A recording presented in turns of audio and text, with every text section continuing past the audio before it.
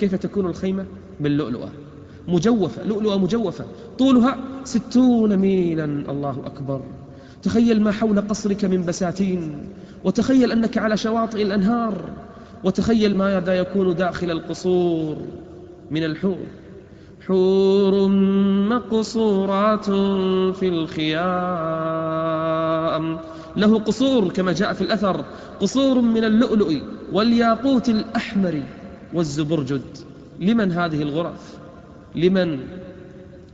لمن صلى بالليل والناس نيام، لمن أفشى السلام، لمن أطعم الطعام، لمن صلى بالليل والناس نيام. لكن الذين اتقوا ربهم لهم غرف من فوقها غرف مبنية. إن بيتك في الدنيا ربما تسعى له عشرات السنين حتى تسكن بيتا فيه من العيوب ما فيه، فما بالك بقصر في الجنة؟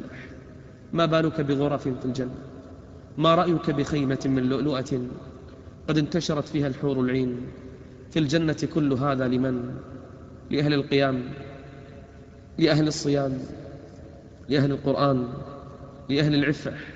فكر يا عبد الله، اختر أي دار تريد. عبد الله، تخيل ما حول قصرك من النخيل، ومن قال سبحان الله وبحمده غرست له نخلة في الجنة. غرست له نخلة في الجنة. الجنة ليست درجة واحدة. بعض الناس يقول ادخل الجنة وكفى. لا، الجنة درجات، بل في الجنة 100 درجة فقط للشهداء للمجاهدين. ما بين الدرجتين كما بين السماء والأرض، كما بين السماء والأرض. فاحرص على الدرجات العالية، احرص على أعلى الدرجات. تقول لي كيف؟ أقول لك أكثر كل سجدة بدرجة. أكثر يا عبد الله بكثرة الخطى إلى المساجد، أكثر في قراءة القرآن، فإن العبد يقرأ يوم القيامة ويرتفع لك بكل آية تقرأها درجة. وعد الله المؤمنين والمؤمنات، وعد الله المؤمنين والمؤمنات جنات تجري من تحتها الأنهار خالدين فيها، ومساكن طيبة في جنات عدن، ورضوان من الله أكبر. ذلك هو الفوز العظيم. من أعظم الأعمال أن يموت العبد شهيدا في سبيل الله. جاء في الحديث الذين إن يلقوا في الصف لا يلفتون وجوههم حتى يقتلوا، أي هؤلاء هم الشهداء حقا، لا يلتفتون ولا يفرون ولا يولون الأدبار. أولئك تعرف ما أجرهم في الجنة؟ أولئك ينطلقون في الغرف العلى من الجنة ويضحك إليهم ربهم، وإذا ضحك ربك إلى عبد في الدنيا فلا حساب عليه. وفي حديث آخر الشهيد الممتحن تعرف ما أجره؟ جاء في الحديث أنه في خيمة الله تحت عرشه لا يفضله النبيون إلا بدرجة النبوة، والشهداء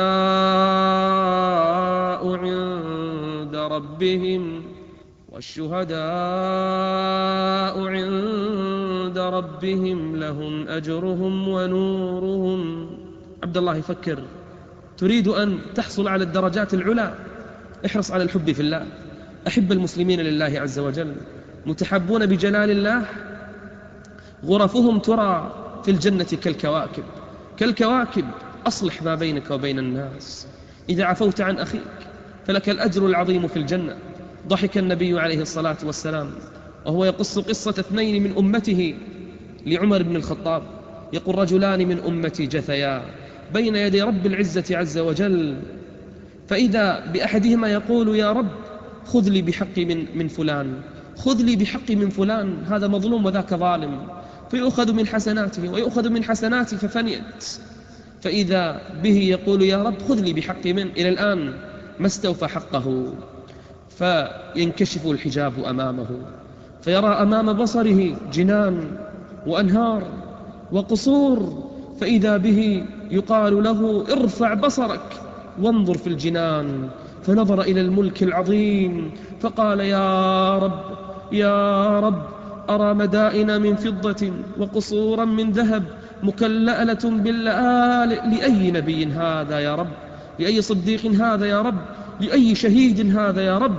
فيقول الله عز وجل: هذا لمن أعطى ثمنه. قال: ما ثمنه يا رب؟ قال: أن تعفو عن أخيك، أن تعفو عن أخيك.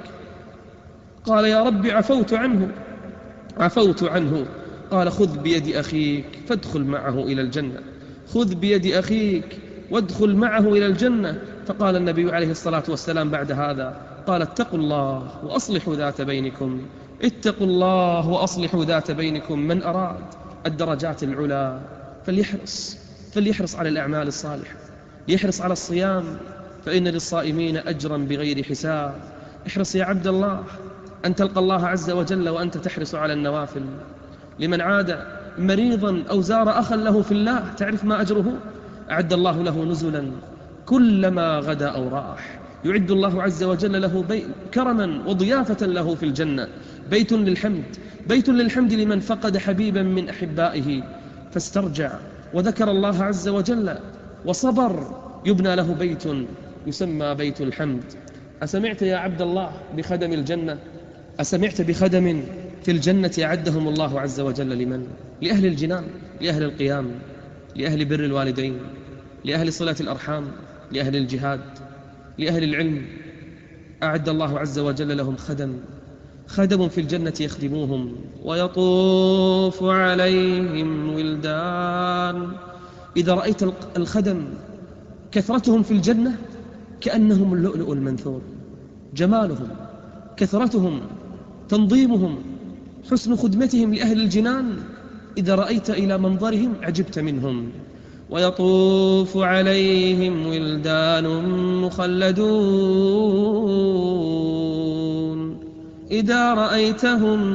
إذا رأيتهم حسبتهم لؤلؤا منثورا.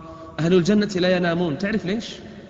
لأنهم أولا لا ينصبون ولا يتعبون، مهما تمتعوا، مهما تنعموا، مهما سعدوا ولعبوا وفرحوا في الجنة فإنهم لا يتعبون، ولهذا لا ينامون، لأن النوم أخو الموت، وإذا نام الإنسان فاته شيء من النعيم، ولهذا أهل الجنة لا ينامون. تعرف ما مصير أطفال المؤمنين؟ من مات له طفل وهو من أهل الإيمان فليبشر فإنهم يتبعون آباءهم، بل يجلسون الآن عند نبي الله إبراهيم عليه السلام، ثم يتبعون آباءهم إلى جنة عرضها السماوات والأرض. والذين آمنوا واتبعتهم ذريتهم بإيمان ألحقنا بهم ذريتهم وما ألتناهم من عملهم من شيء. أما إن سألت عن الحور العين، وما أدراك ما الحور العين، فإن وجهها أصفى من المرآة، عليها اللآلئ، قد رصعت باللآلئ، أدنى لؤلؤة أقل واحدة لو خرجت من الجنة فإنها تضيء ما بين المشرق والمغرب. تسلم عليه فيرد عليها السلام، فيسألها: من أنت؟ عليها 70 ثيابا، يرى مخ سوقها من وراء الثياب، من وراء اللحم يرى مخ سوقها. أزواج مطهرات، ولهم فيها أزواج مطهرة وهم فيها خالدون. جمال وأي جمال، حسن وأي حسن. يكفي أن الله عز وجل هو الذي أنشأهن، كأنهن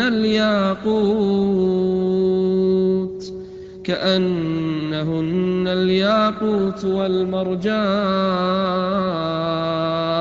كلهن على سن واحدة، على عمر واحد. لا تنظر الحور إلى غير زوجها فقط، قصر نظرها إلى زوجها، لا ترى غيره ولا تريد غيره، تتغزل به وتغني له. كلما وطئها ترجع بكرا، كلما وطئها رجعت بكرا. إنا أنشأناهن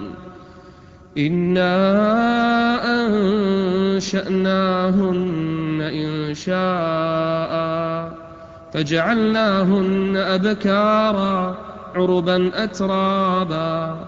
لمن يا رب؟ لأصحاب اليمين.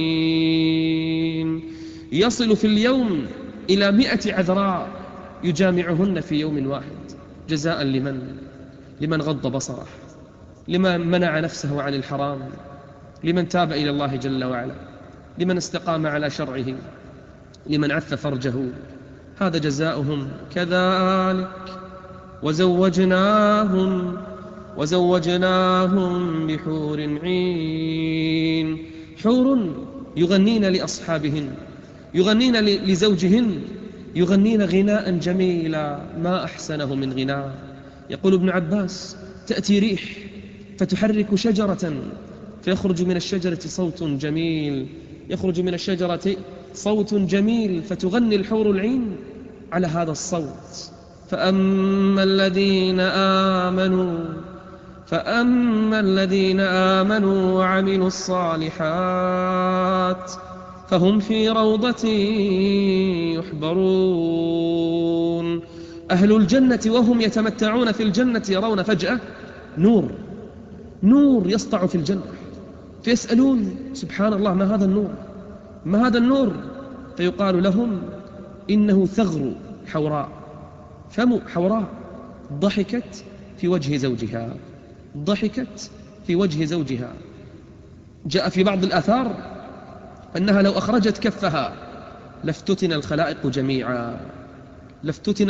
جميعا، بل لو خرجت لمات الناس من حسنها.